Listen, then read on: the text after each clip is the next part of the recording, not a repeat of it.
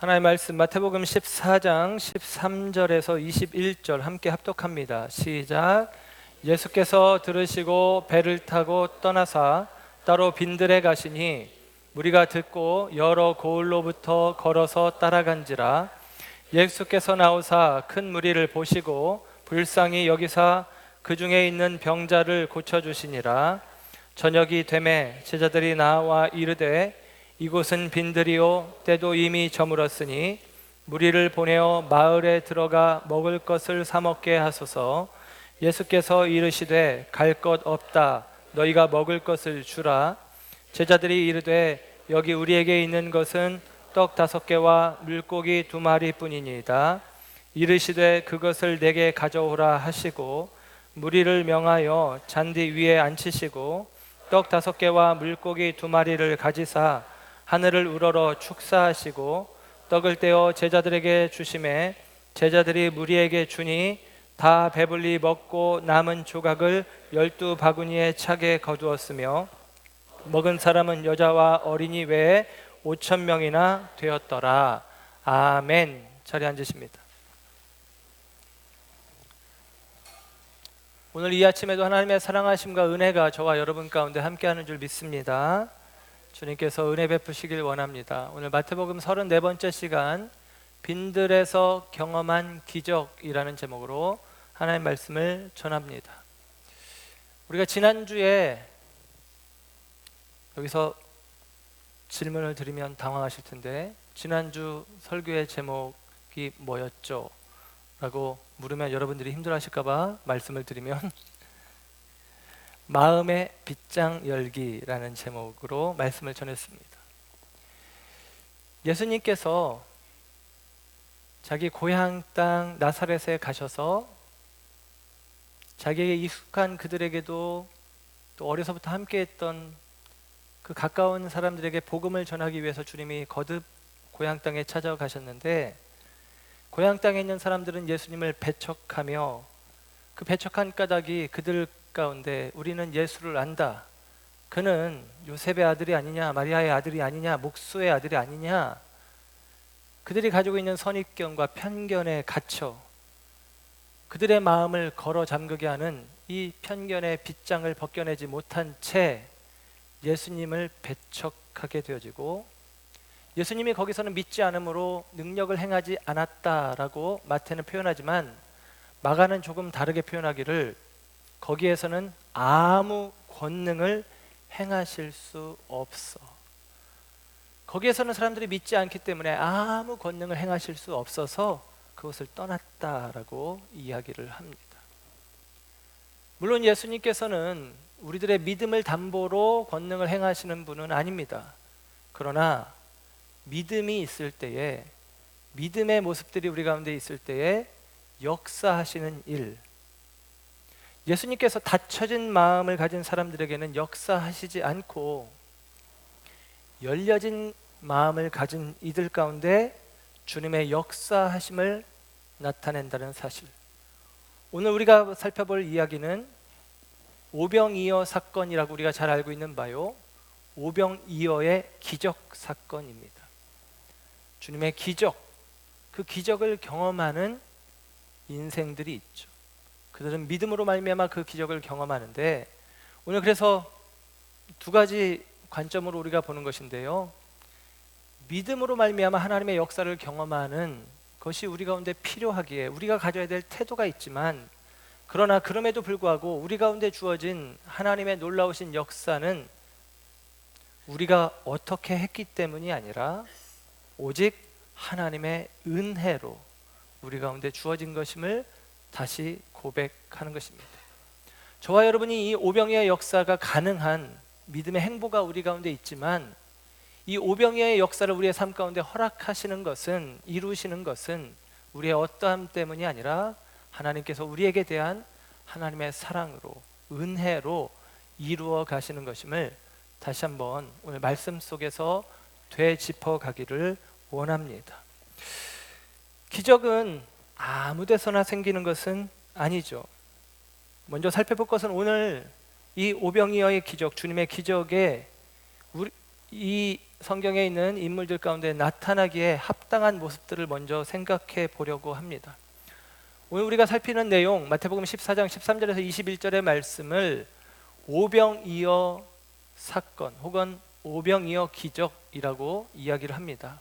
오병, 떡 5개, 이어, 물고기 2마리, 그것을 가지고 5,000명, 여자와 아이 외에 5,000명을 먹이고도 남았다. 그 이야기죠. 여러분, 이 이야기를 교회 다니는 사람이 모르는 사람은 아마 없을 것입니다. 특별히 이 오병이어 사건은 사복음서 마태, 마가, 누가, 요한, 예수님의 행적, 예수님의 말씀, 예수님의 복음을 나타내는 사복음서에 공히 기록한 말씀입니다. 예수님의 기적이 사복음서에 함께 기록된 내용은 이 오병이어 사건이 유일합니다. 예를 들면 마태와 마가가 혹은 마태와 누가가 혹은 마태만 혹은 요한만 혹은 누가만 기록한 내용들이 있지, 마태, 마가, 누가, 요한 사복음서 전체가 함께 기록한 내용은 이 사건이, 기적 사건은 유일하다라고 말할 수 있겠습니다. 그런 의미에서 이 오병이어 사건은 중요하기도 하고요. 그리고 이 사복음서가 조금씩은 다른 내용으로 설명을 해주기 때문에 이 사복음서를 함께 이해할 때 우리는 이 오병이어 사건을 더욱더 심도 있게 또 혹은 더 구체적으로 그 내용을 살펴볼 수 있습니다. 그래서 오늘 제가 말씀을 전하면서는 사복음서의 내용을 연관하여 오늘 이 오병이어 사건을 저와 여러분 가운데 해석하고 또 이 말씀을 우리의 삶 가운데 끌어들이는 과정으로 오늘 말씀을 나누도록 하겠습니다. 오늘 말씀 속에서 예수님께서는 배를 타고 가시고 이 오병이어를 경험하게 될 이제 청중이라고 말할 수 있고 무리라고 말할 수 있는데, 이들은 걸어서 그 현장으로 가는 장면이 나옵니다. 오늘 우리가 읽은 본문 13절의 말씀에 이렇게 말씀이 시작이 되어집니다. 예수께서 들으시고 배를 타고 떠나사 따로 빈들에 가시니, 이 빈들은 누가복음이나 요한복음을 통해서 확인하는 것은 벳세다라고 하는 지역입니다. 다시 말씀드릴게요. 빈들에 가시니 무리가 듣고 여러 고을로부터 걸어서 따라간지라. 무리는 걸어서 따라간지라. 예수님은 배를 타고 갔는데 무리는 걸어서 따라갔다라고 이야기합니다. 여러분, 오늘 오병이어의 기적을 경험한 이 사람들은 예수님을 따라가는데 오늘 걸어서 따라갔다라고 표현했지만 사실 다른 성경 마가복음이 이 본문을 더 훨씬 자세하게 설명해 주고 있는데요. 마가복음에는 달려왔다라는 표현을 해요. 달려왔다. 그러니까 그들이 달리기를 한 것입니다. 여러분, 예수님이 배를 타고 건너편 곧 벳세다로 가자고 하신 이유를 마가복음은 또 이렇게 설명을 해줍니다. 너희들이 밥 먹을 시간도 없고 힘들게 지냈으니 우리가 따로 한적한 곳에 가서 잠깐 쉬자.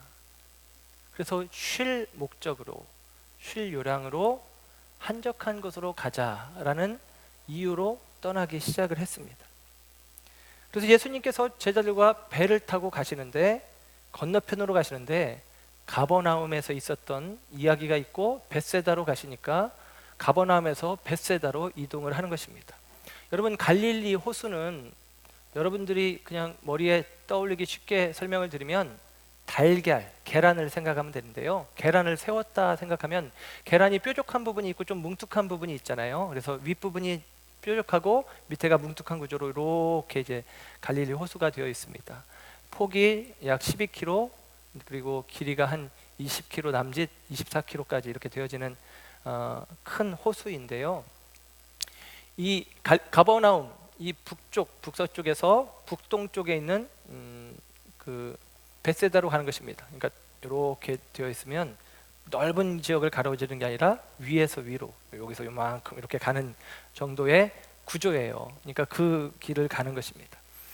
그런데 놀라운 사실은 예수님은 배를 타고 갔고 오늘 이 무리들은 걸어서 혹은 도보로 달려와 뛰어서 가게 되어지는데, 어찌나 빨리 달렸는지 마가복음 6장 33절에 보면 예수님보다 먼저 도착했다라고 이야기를 합니다. 배 타고 가는 사람보다 먼저 간 것이죠. 예수님은 배를 타고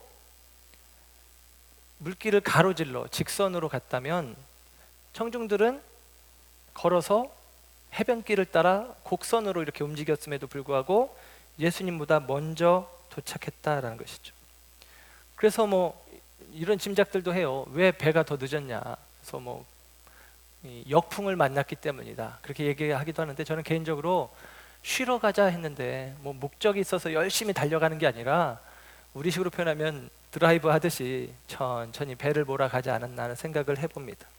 결과적으로 사람들이 먼저 도착해서 예수님을 기다리고 있었다라는 거예요. 여러분, 예수님께서 쉬러 가자 하고 한적한 곳이라고 생각하고 벳세다 들녘으로 갔는데 그곳에 가버나움에서 만났던 사람들, 그리고 더 많은 모여진 사람들이 운집해 있는 것입니다. 여러분, 이 모습을 한번 생각해 보십시오. 특별히 오늘 달리기를 하는 사람들, 이 걸어가는 사람들, 이 무리들이 얼마나 걸었을까? 가버나움에서 벳세다까지의 거리를 제가 이렇게 맵을, 구글 맵 같은 걸 켜고 이렇게 보니까 한 6km 정도 되는 것 같아요. 그리고 그럼 곡선으로 이렇게 가는 길은 한 10km 정도 되는 것 같습니다.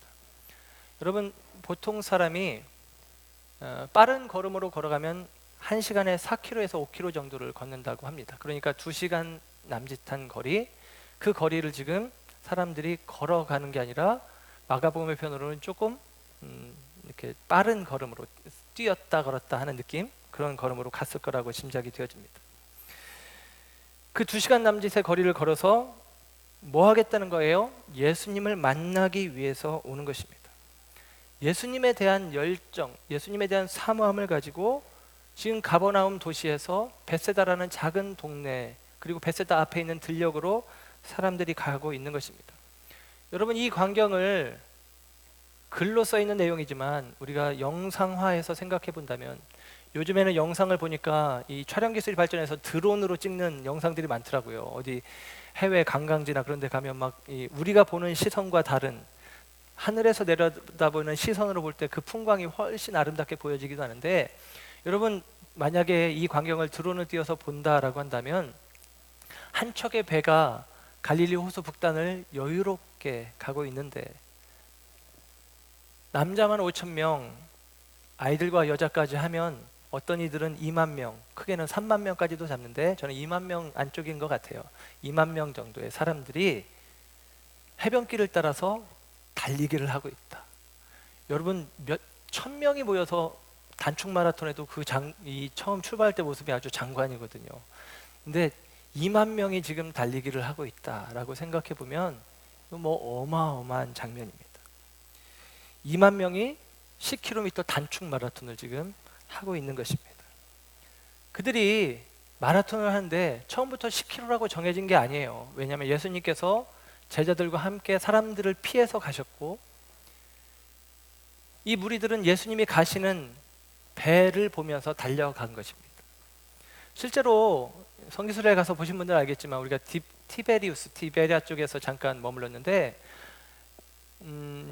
갈릴리 바다 건너편을 바라보면 건너편 육지가 보여요. 그리고 바다에서 뭐 있는 작은 떠 있는 배들이 보입니다. 그러니까 이 갈릴리 호수 한가운데가 아니라 북단의 해변 쪽으로 이제 예수님께서 배를 이끌고 가셨기 때문에 분명히 육지에서 볼 때 배가 보입니다.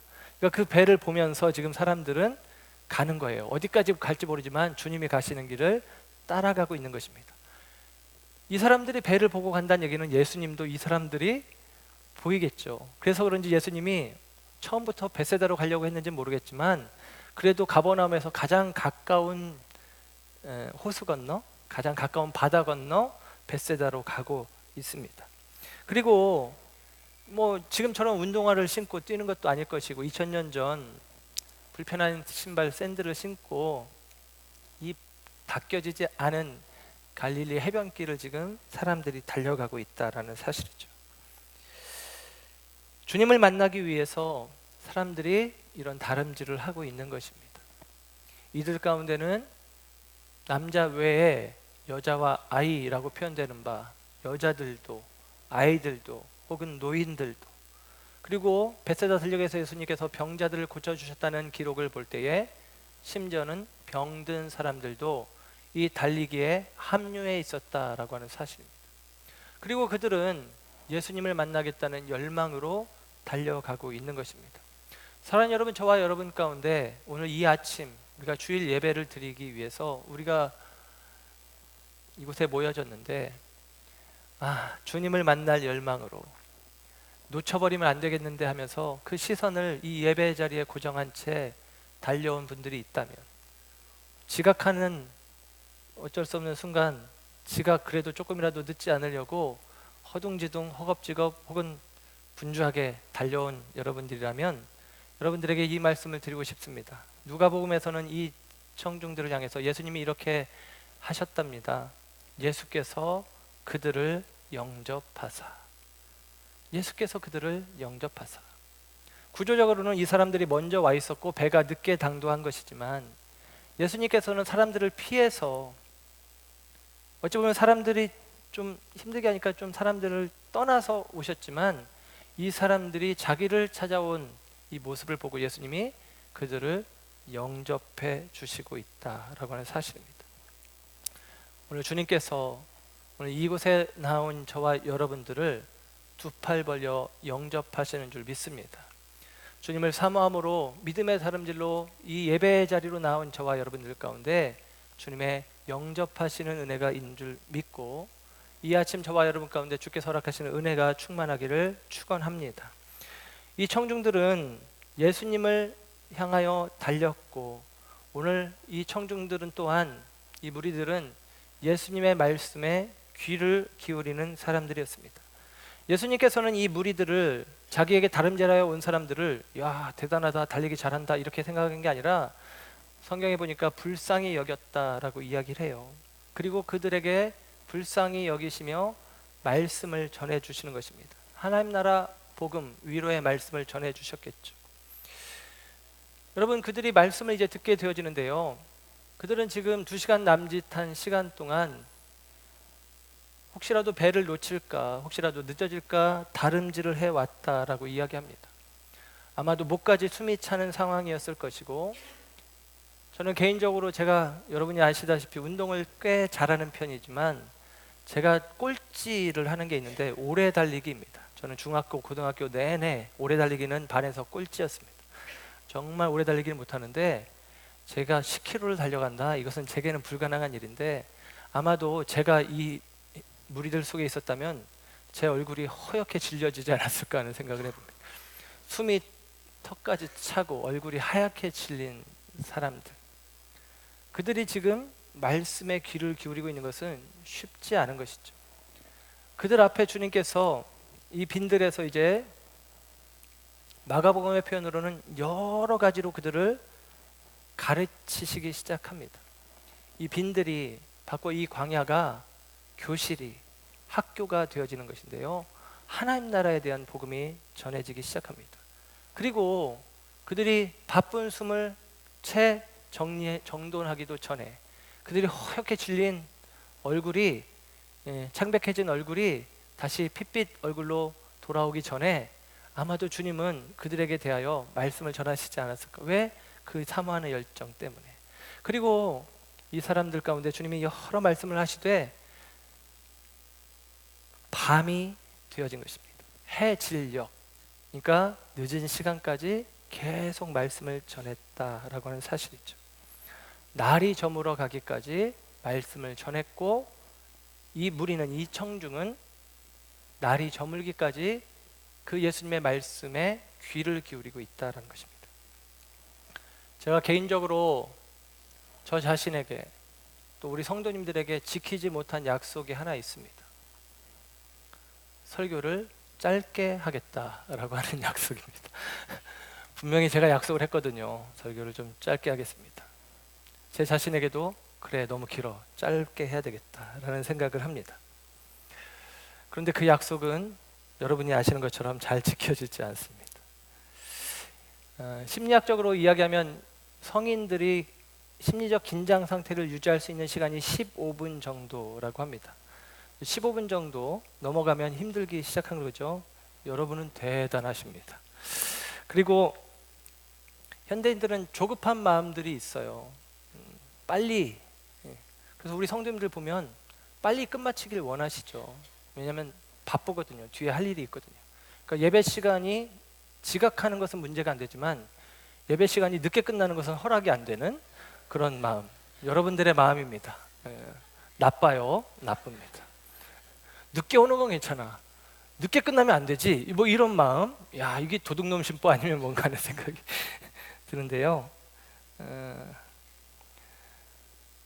이런 마음들이 지배하는 세상 속에서 설교자는 참 비극 가운데 있는 것이 아닌가 하는 생각을 해봅니다.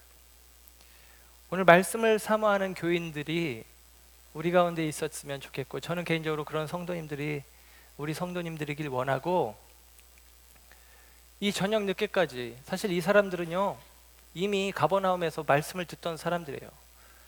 그 사람들이 지금 따라왔대잖아요. 따라왔으니까 저기서 예수님을 보고 그 예수님을 더 보고 싶어서 따라온 것이고, 그리고 저녁 늦게까지 지금 말씀을 듣고 있다라는 사실입니다. 말씀을 향한 사모함이 있는 것이죠. 우리 성도님들은 제가 볼 때 말씀을 사모하십니다. 지금도 제가 이렇게 이야기했지만 지금 눈망울들이 꼭 합격 이렇게 말씀드리고 있어요. 예, 좋은 청중 이렇게 이야기 드리고 싶은 만큼, 전에 우리가 올 초에 부흥회를 하면서 저희 이선희 교수님께서 오셔서 말씀하실 때도, 저에게 개인적으로 말씀하실 때도 우리 성도님들이 설교를 너무 잘 듣는다고, 서울 강남에 있는 교회에 갔다고 분명히 저에게 말씀을 하셨습니다. 시골 사람들 같지 않다고 이야기를 하시면서 잘 듣는다고. 어떻게 그렇게 가능했냐고.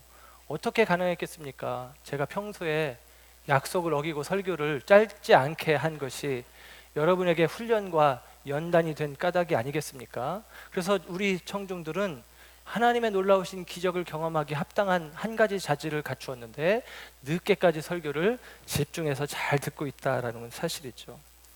그래서 저는 기대합니다. 우리 성도들 혹은 오늘날의 그리스도인들이 말씀을 사모하고 말씀을 갈급해하고 말씀 듣기를 좋아하고, 이 마음들이 있어야 하나님의 기적을 맛보지 않겠습니까? 오늘도 여러분, 제가 설교를 마치고 나갈 때에 아멘 하고 화답하시지 말고 오늘은 앵콜 이렇게 화답하시면 좋겠습니다. 아셨죠?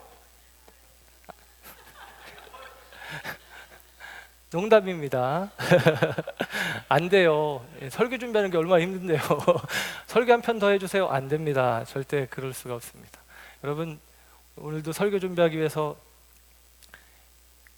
가버나움에서 벳세다까지 도대체 거리가 얼마나 되나 뭐 찾아봐도 안 나오는 거예요. 인터넷을 뒤져봐도 안 나오고. 그래서 어떻게 하겠어요? 잣대를 꺼내가지고 지도 위에다가 올려가지고 척도에 비교해서 이 정도면 이 정도면 한 약 6km 되겠네. 돌아가니까 대충 완전 원은 아니니까 한 10km 되겠네. 이렇게까지 하면서, 예를 들면 고민을 하면서 하니까 힘들어요. 그러니까 여러분, 앵콜은 하지 마시고, 농담이었습니다. 아멘 정도면 좋을 것 같습니다.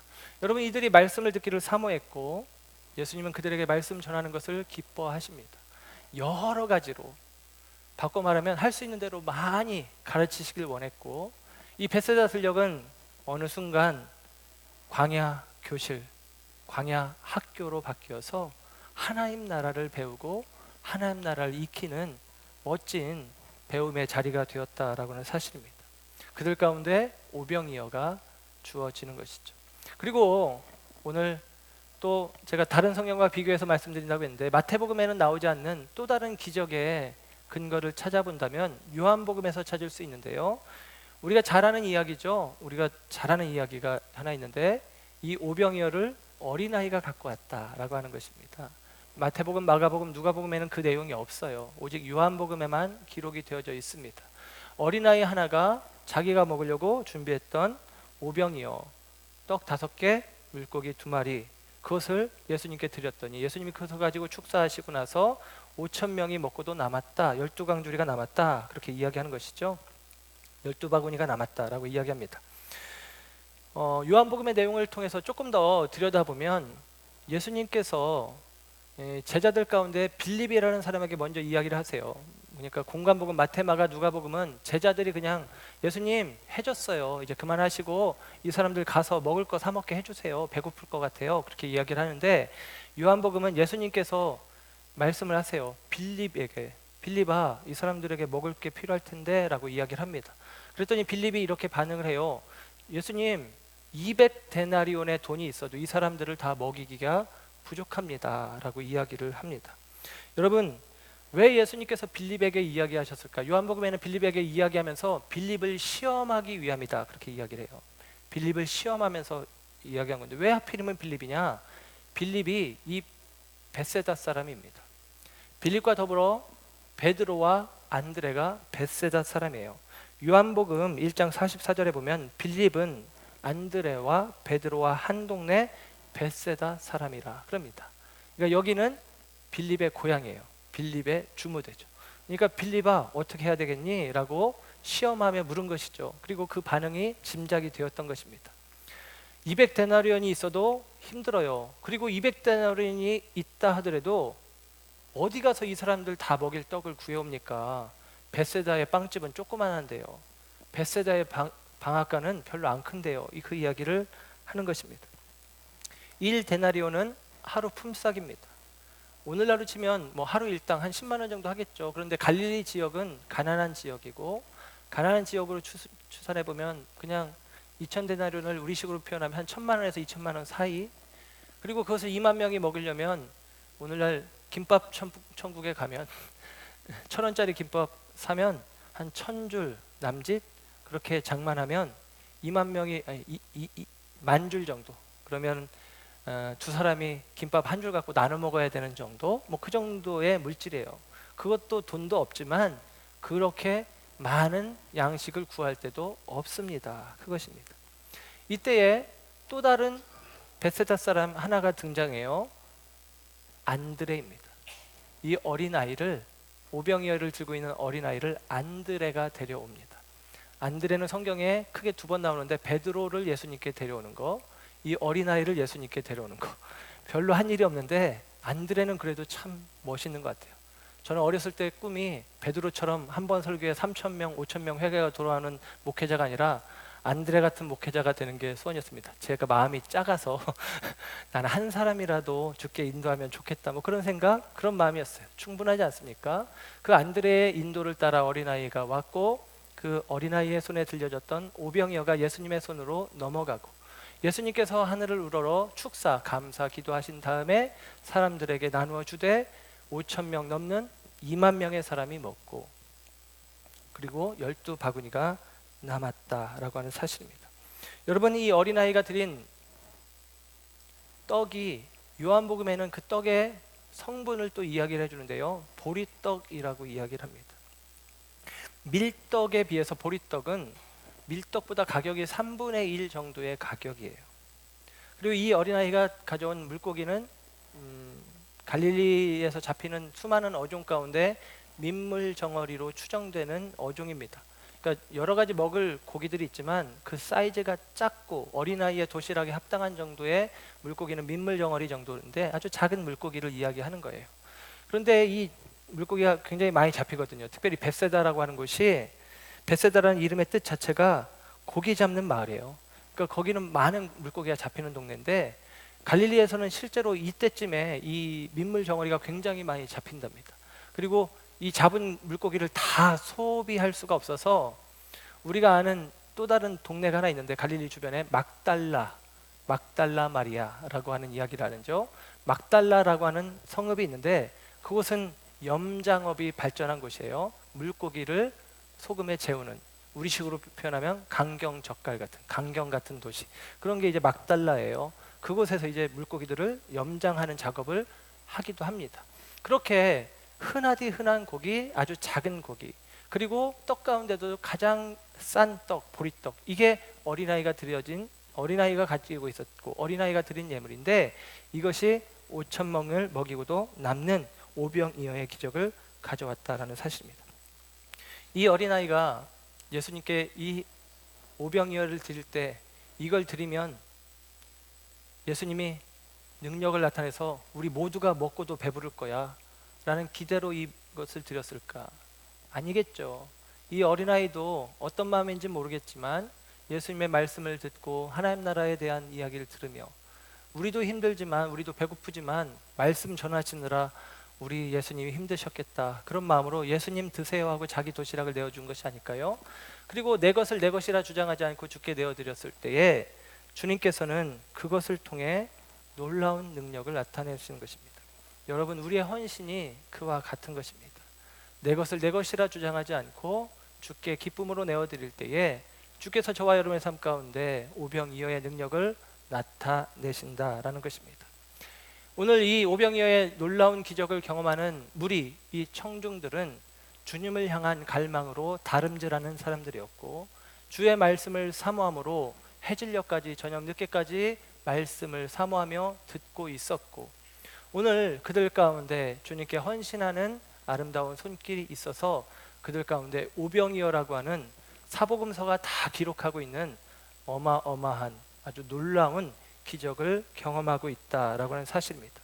저와 여러분 가운데 이 말씀을 보며 우리도 이와 같이 주님의 놀라우신 기적을, 능력을, 역사를 경험하는 삶이 되기 위해서 이와 같은 마음, 이와 같은 태도, 이와 같은 액션, 이와 같은 행동이, 믿음의 행동이 저와 여러분 가운데 있기를 주님의 이름으로 축원합니다. 그러나 그럼에도 불구하고 서론에서 말씀드렸듯이 우리가 이 기적을 경험할 만한 모습들이 우리 가운데 필요하지만 주님께서 이 기적을 행하시는 것이 이들의 믿음의 행보만을 인함이 아니라 주님은 은혜로 그 일들을 하신다라고 말씀을 드렸습니다. 오늘 이 일을 이루시되 주님께서 이 오병이어의 기적을 이루시는 그 배경을, 영적인 배경을 성경에선 이렇게 이야기하는 것으로 봅니다. 14절 말씀을 보면 무리를 불쌍히 여기셨다라는 것입니다. 무리를 보시고 불쌍히 여기셨다. 예수님의 마음입니다. 그들을 불쌍히 여기시는 마음, 이 마음이죠. 야, 너희들 대단한데? 오, 대견한데? 이 마음이 아니라 불쌍히 여기는 마음. 그래서 마가복음에는 왜 불쌍히 여겼느냐, 그 이유를 설명해 주기를 그 무리가 목자 없는 양과 같다라고 이야기를 합니다.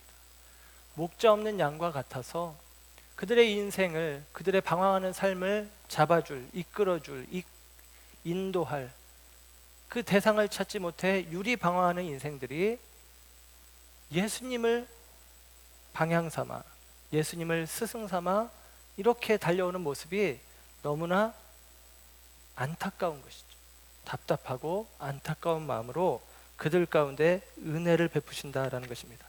오늘 특별히 말씀의 제목이 빈들에서 경험한 기적이라고 말씀의 제목을 정했는데요. 이 빈들이라고 하는 곳, 오늘 본문 가운데 보면 사람들이 예수님 빈들에 가셨고 이곳이 빈들이었다라고 이야기하고 이 빈들에서 예수님께서 오병이어의 사건을 나타내시는데요. 이 빈들이라는 말이 원어 성경에는 에레모스라는 말로 쓰여집니다. 이 에레모스라는 말은 다른 곳에서는 광야, 우리식으로 표현하면 사막, 그런 개념입니다. 예수님께서 광야에서 시험을 받았을 때도 에레모스라는 광야입니다.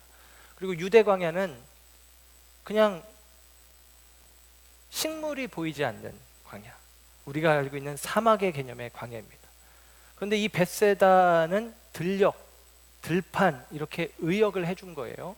그러니까 지금 우리가 보고 있는 복음서에서는 우리가 이해할 수 있게 실제적인 문화에 맞게 광야라고 표현하지 않고 빈들이라고, 들녘이라고 표현을 해주고 있지만 원어에서는 의도적으로 에레모스, 광야라고 하는 단어를 사용하고 있는 것입니다. 벳세다는 분명 광야가 아닙니다. 거기에는 이 헐몬산에서부터 내려오는 물, 요단강 가이기 때문에 목초지예요. 풀이 많이 자라 있고, 그래서 오병이어를 먹이실 때도 이렇게 표현하죠. 사람들로 하여금 잔디밭에 50명 이렇게 앉게 하라는 것입니다. 그러니까 잔디밭이 있다는 얘기예요. 그러니까 우리가 생각하는 광야가 아닌데, 그런데 이곳을 광야라는 단어를 써서 사용하고 있다라는 것입니다. 빈들로 의역을 해줘서 우리 성경은 보고 있는데 원어적인 개념으로는 에레모스, 광야다라고 이야기를 하는 것이죠. 이것은 성경을 쓴 사람들의 의도가 있는 것입니다. 오늘 본문의 사건 오병이어 기적 사건과 메시아로서의 예수님을 연결시키는 장치가 바로 이 빈들이라고 하는 장치인 것입니다. 이 빈들에서 있었던 일, 빈들에서 주님께서 오병이어의 기적을 일으키신 일, 이것이죠. 광야와 같은 곳에서 주님께서 행하신 일, 그 일을 우리 가운데 나타내는 것입니다. 요한복음에는 이 시기를 설명해줘요. 유월절 가까운 때라고 이야기를 합니다. 그리고 이 어린아이가 드렸던 오병 5개의 떡은 보리떡이라고 말씀을 드렸고, 보리는 이 유월절 어간에 추수를 하게 되어집니다. 봄에 추수하는 것이죠.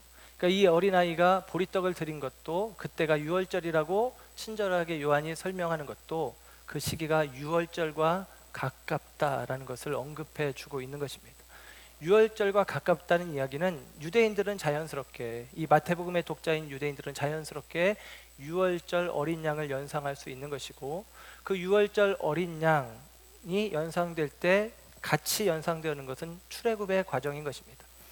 애굽에서 그들이 나올 때 그들에게 있어서 10번째 재앙에 해당하는 장자 재앙 가운데 유월절 패소고, 유월절 어린 양을 그들이 잡아 그 피를 인방과 문설주에 바르고 나아가 그들이 이 어린 양을 살을 먹고, 음식을 먹고, 그 다음에 때가 되어서 발원하여 출발하여 그들이 광야로 나가죠. 그리고 광야에서 40년 동안 그들은 지냅니다.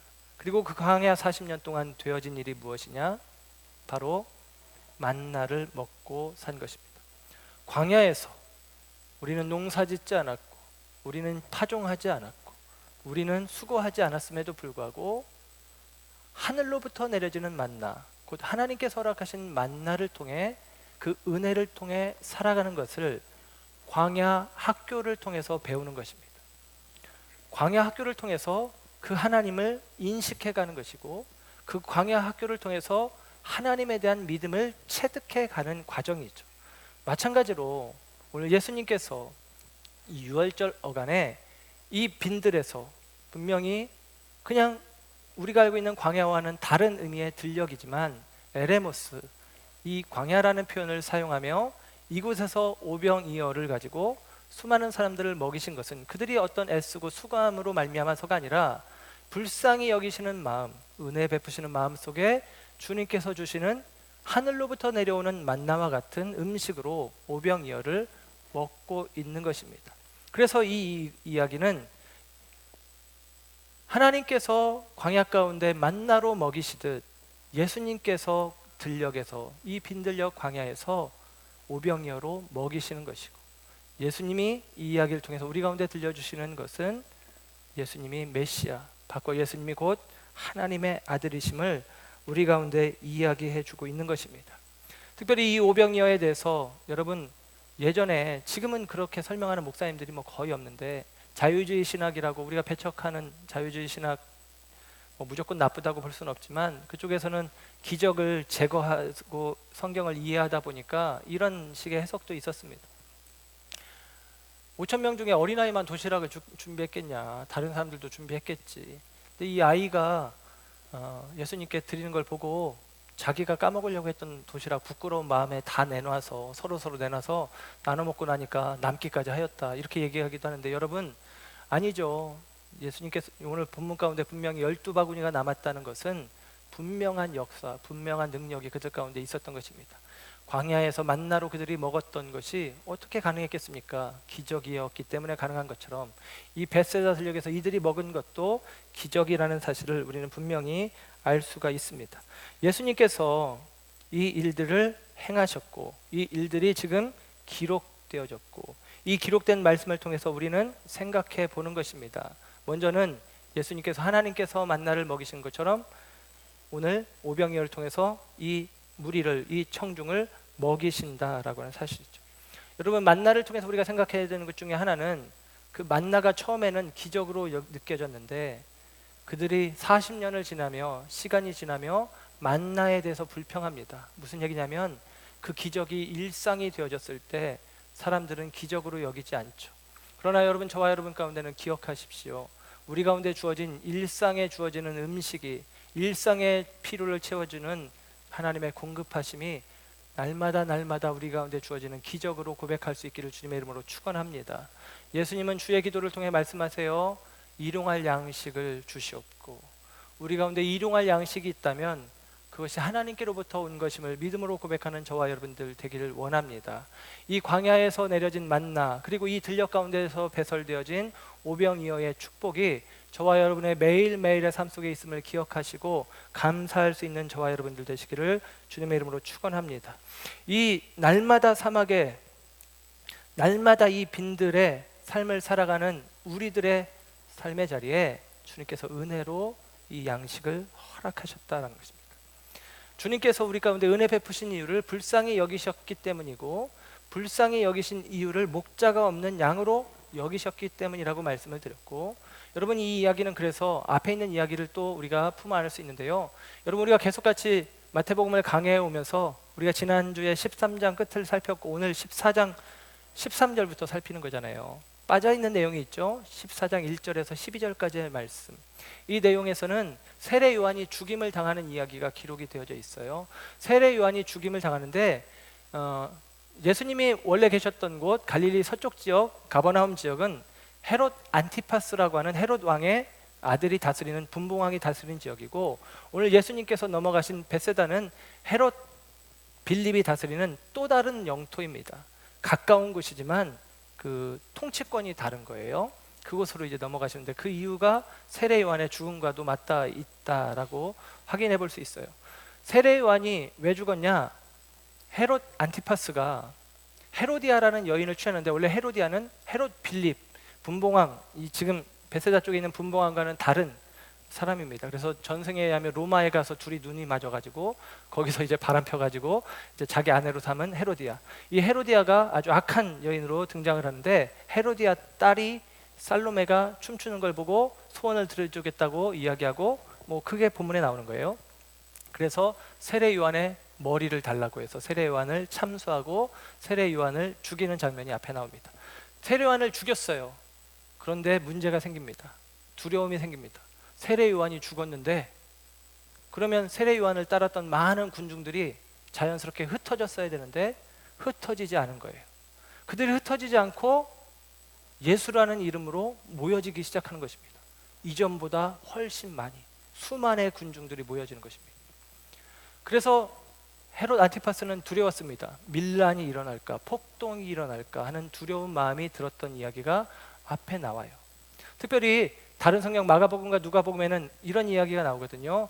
예수님이 12제자를 파송하시고 그리고 나서 헤롯이 죽은 이야기가 나오고 오늘 본문의 이야기가 나옵니다. 무슨 얘기냐면 예수님의 제자들로 말미암아 예수의 소문이 퍼지기 시작했고, 예수님이 마치도 부활한 세례 요한의 영을 가진 존재로 헤롯 안티파스가 여길 만큼 예수님을 따르는 무리들이 많았다라는 것입니다. 그렇게 많은 무리들이 예수님을 따르고 예수님을 옹이하고 예수님을 쫓고 하는 과정 가운데 예수님께서 너무 지쳐서 잠깐 쉬자 하는 마음으로 건너편에 가셨는데 그곳까지 사람들이 따라온 것입니다. 그리고 예수님께서 그들을 불쌍히 여기시고 그들 가운데 오병이어의 기적을 나타내신 거예요. 오병이어의 기적을 나타내신 이후에 여러분 사람들의 반응이 어떠했을까요? 사람들은 어떻게 예수님을 생각했을까요?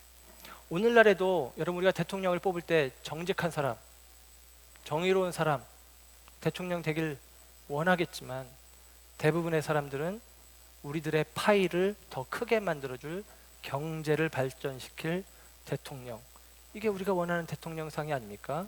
여러분 고대사회 먹기도 힘든 시대에 그 적은 오병이어를 가지고 2만 명의 사람을 먹이시는 능력을 나타내는 분이라면 그분이 대통령, 그분이 왕이 되어지는 게 합당하지 않겠습니까? 그래서 요한복음의 말씀을 보면 예수님을 사람들이 왕으로 삼으려고 했다라는 것입니다.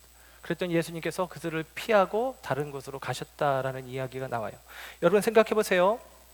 사람들이 목자를 잃었습니다. 그리고 그들은 기진합니다. 방황합니다. 그들을 불쌍히 여기시고 예수님이 그들의 목자가 되어주시는 결정을 합니다. 그들에게 하나님 나라를 가르쳐 주십니다. 그들 가운데 필요를 공급하시기 위해서 양이 푸른 풀밭 쉴 만한 물가로 나아가는 것처럼 예수님께서 이 들녘 가운데 어느 누구도 할 수 없는 바 하나님이 만나를 광야에서 내리신 것처럼 예수님께서 기적으로 오병이어로 청중들을, 이 무리들을 먹이십니다. 그랬더니 사람들은 생각합니다. 이분이 우리의 왕이 되었으면 좋겠다라고 하는 것이죠. 여러분, 예수님은 분명히 내가 너희들의 왕이다, 내가 너희들의 목자다, 내가 너희들의 메시아다, 기적을 통해서 확인시켜 주세요. 그러나 여러분, 우리가 여기서 잊지 말아야 될 것은 예수님이 지금 수많은 군중들이 따라왔고 그들이 원하는 바를 예수님이 부합하셨기 때문에, 예수님이 이 순간 만약에 깃발 들고 나를 따르라 하며 왕됨의 자리로 나갔으면 이 사람들은 다 예수님을 따라갔을 것입니다. 그러나 예수님은 그렇게 하시지 않았다라는 것입니다. 이유가 무엇입니까? 사람들이 기대한 메시아가 예수님의 본 모습이 아니기 때문이다라는 것입니다. 마태복음의 구조로 이야기한다면 예수님께서 천국 복음을, 천국 비유를 말씀하시고 하나님 나라의 원리를 이야기하시고, 그리고 이제 14장, 15장, 16장, 17장 이렇게 이어지는 내용들 속에서는 이런 내용들이 있어요. 예수님에 대한 반대자들이 일어나고, 또 예수님께서 그 과정 속에서 오해받는 일들이 있고, 예수님께서 내가 이제 고난을 당할 거야, 죽게 될 거야 등등의 말씀들을 하시기 시작합니다. 무슨 이야기냐면, 사람들이 예수님을 따르지만, 수많은 사람들이 예수님의 능력을 보고 따르지만 예수님은 그들이 원하는 모습의 메시아가 아니다라는 것을 확인시켜 줍니다. 그들이 원하는 메시아가 아닌 것이 확인되었을 때 예수님을 향하여 연호하던 사람들이 예수님을 향하여 비난하며 예수님을 향하여 아우성치며 십자가에 못 박으라고 하는 과정, 그 과정이 앞으로 진행이 되어지는 것입니다.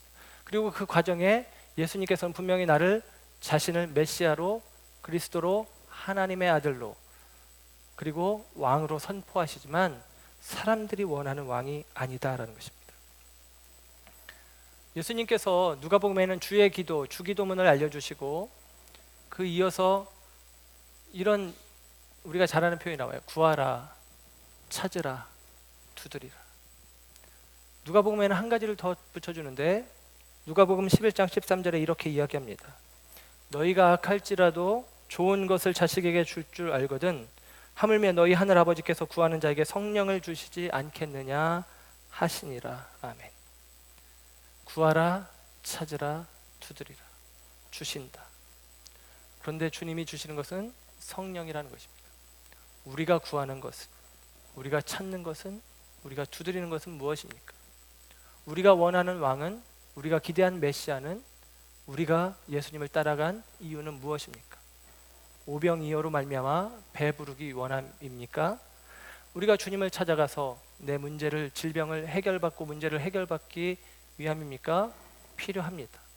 그러나 여러분, 저와 여러분이 구하는 바가, 저와 여러분이 찾는 바가, 저와 여러분이 두드리는 대상이 우리가 원하는 그 모습의 예수가 아니라 예수님께서 우리 가운데 가져오신 하나님의 나라, 이 빈 들녘에서 비어진 마음들 가운데 불쌍히 여기시며 값없이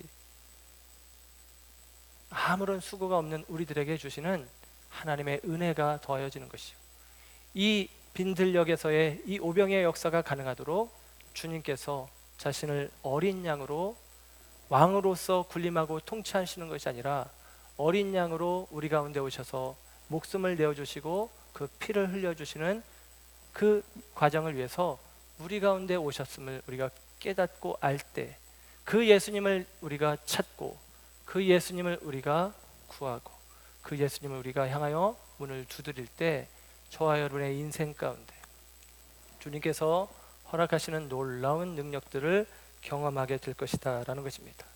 요한복음은 이 오병이어 사건 뒤에 요한복음 6장의 35절에 제자들에게 이 오병이어 사건을 재해석해 주시면서 이렇게 말씀하십니다. 나는 생명의 떡이니 내게 오는 자는 결코 줄이지 아니할 터요 나를 믿는 자는 영원히 목마르지 아니하리라. 아멘. 오병이어를 경험한 사람들은 다시 줄이고, 오병이어를 경험한 사람들은 다시 목마르겠지만, 예수님을 생명의 떡으로 여기고 예수님을 우리의 구원자로 여기는 이들 가운데는 다시는 배고픔이, 다시는 목마름이 없는, 우리의 일상 속에서 날마다 공급하시는 하나님의 은혜가 있음을 경험하는 복된 은혜가 있을 줄 믿습니다.